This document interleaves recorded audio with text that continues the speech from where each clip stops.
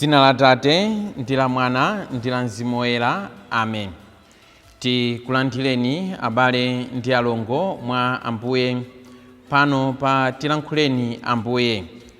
Lero lolemba pa 6 February mu chaka chino cha 2023. Lero lolemba mpingo kutipempha kuti tisinkhesinkhe komanso kuphunzirapo pa oyera uyu komanso azizake Paul, Mick, oyera and companions. Iwowa adalalika mawu a Mulungu mpaka pofika kukhetsa mwazi, mpakana pofika kupereka moyo wawo kuti anthu adziwe Yesu Khristu. Lero zimene ife tikuyenera kuti tizizifunsa ndi kuti kodi ndi chani chimene ine ndikuyenera kuti ndipereke kuti mawu a Mulungu, kuti ufumu wa Mulungu upitirire kukhazikika. Is it maluso athu? Is it nthawi yathu?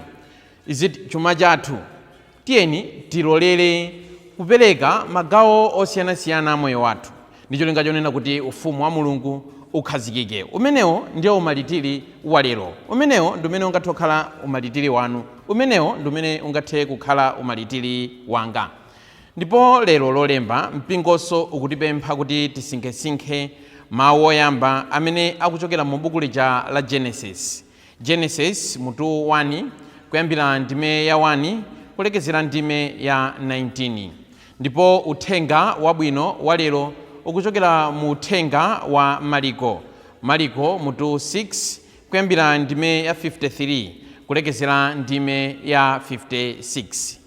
Amene akutiwerengera uthenga wabwino komanso kutigawira mawu ndi Reverend Father John Kaliwamba kuchokera mu Archdiocese ya Lilongwe. Abale ndi alongo mwa Ambuye, tiyeni tikhalire limodzi. Ambuye akhale nanu, akhalenso ndi mzimu wanu. Mthenga oyera monga adalembera Mariko oyera. Ulemu kwa inu Ambuye. Yesu ndi ophunzira ake adawoloka nyanja nakafika ku Genazarete kuyimitsa chombo kumeneko. Pamene iwo adatuluka mchombomo, nthawi yomweyo anthu adamzindikira Yesu. Adathamangira ku midzi yakufupi ndi kumeneko nayamba kumabwera ndi anthu odwala pamachira, kudza nawo kumene ankamva kuti Yesu ali uku.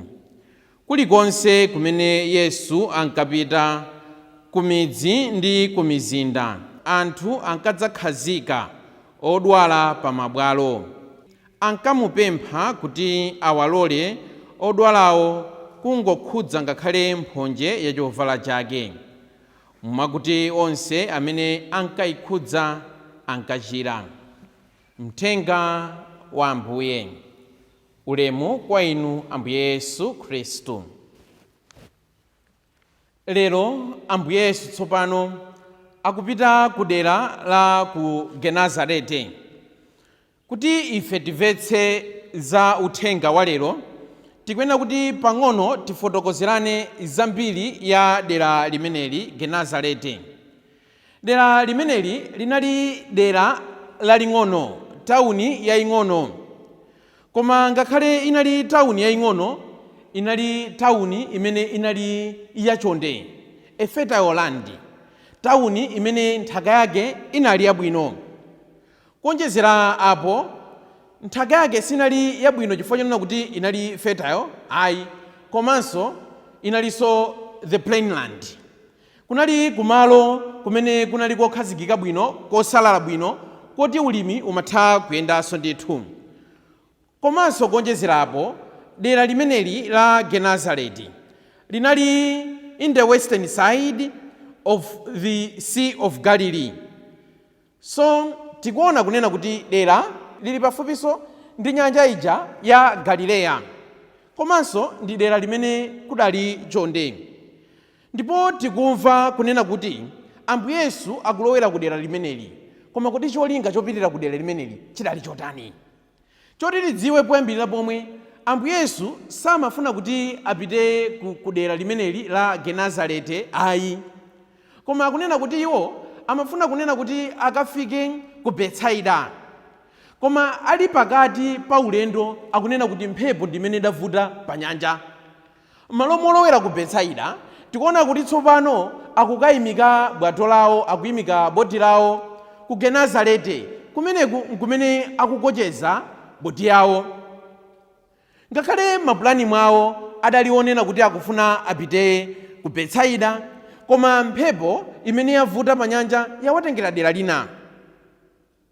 Kumeneku ndi kumene tikuona kuti atangofika akunena kuti anthu aja ano tsopano atangowaona nkuwazindikira kunena kuti ndi Ambuye eno tsopano atadamba kuthamanga nkupita m'madera mwawo, kupita m'midzi mwawo, nkuyamba kuwawuza kunena kuti kwabweratu Yesu duku. Ati nkumanyamulanso ngakhalenso anthu odwala, nkumalondola mudzi ni mudzi kumene Ambuye Yesu anali kupita. Ndipo ati akafika kumeneko amatha kungowasiya anthu aja nkuwawuza Ambuye Yesu kunena kuti tangowalola nkoni anthuwa angogwirako mphonje ya chovala chanu, ya mkanjo wanu, ndipo akuti anthu aja amachiritsidwa. Kodi uthenga wabwino wa lero ukutiphunzitsa chani? Titati tione anthu onse amene amabweretsedwa kuti Ambuye Yesu awachiritse ndi anthu amene anali ndi matenda athupi. Akuti ena mwa iwo anali akhate, ena mwa iwo anali osamva, ena mwa iwo anali osaona. Anthu amene anali ndi matenda athupi ndi amene anthu amawatenga kuwabweretsa kuti Ambuye Yesu awachiritse.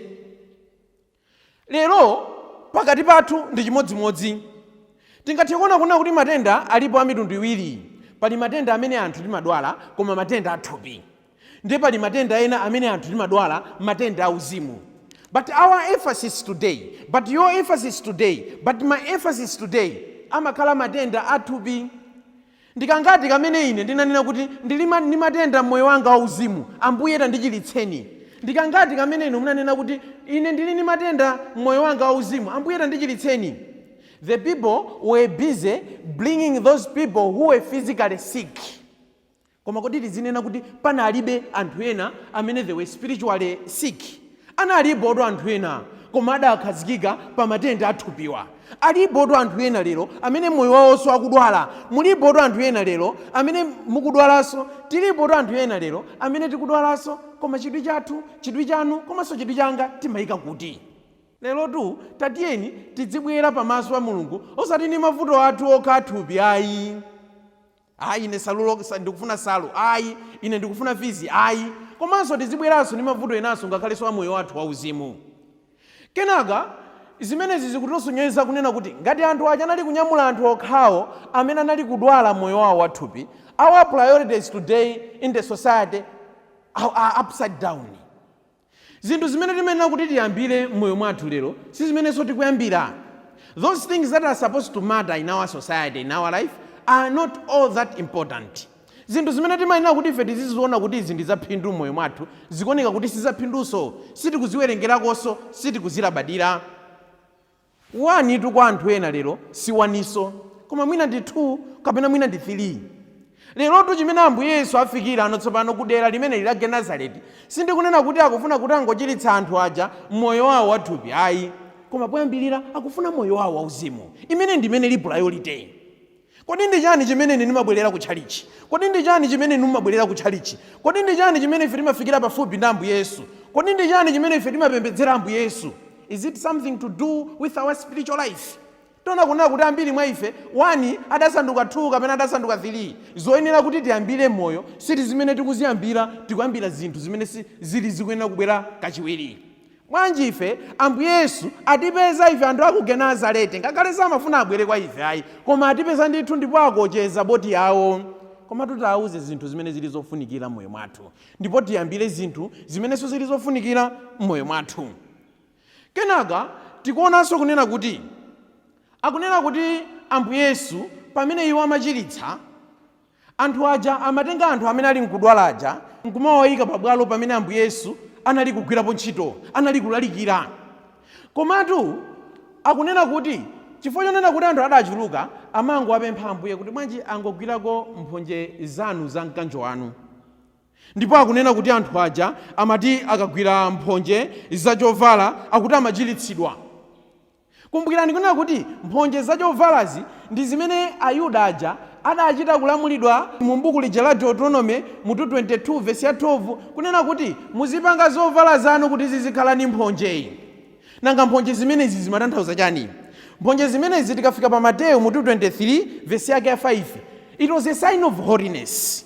Chinali chizindikiro chakuyera. Mwachidule pamene anthuwa akugwira mphonje ya Ambuye Yesu akuyamba kugawana kaye ndi Ambuye Yesu kuyera kwawo asadachiritsidwe. Lero tu moyo muno mwina zimene ine nimafuna, mwina zimene inu mumafuna musadamuze Mulungu tikuyenera kuti tiyambe kaitayeretsedwa. Ambiri mwa ife timangodziwa kuti tibwere pamaso pa Mulungu nkungwamba kupempha. But are we holy? Kodi tagwira mphonje ya Ambuye, kodi tagawana nawo Ambuye Yesu kuyera kwawo. Pamene ife tayeretsedwa ndi pamene tsopano tingayambe nokupempha zonse zimene ife tikuzisowa.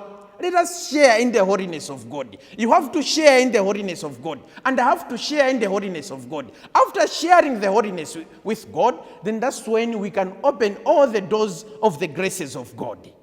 Lero anthu aku Nazareti akukhudza mphonje yawo. Nanunso mukufunika kuti mwina mukhudze mphonje ya Ambuye Yesu. Nanenso mwina ndikufunika kuti ndikhudze mphonje ya Ambuye Yesu.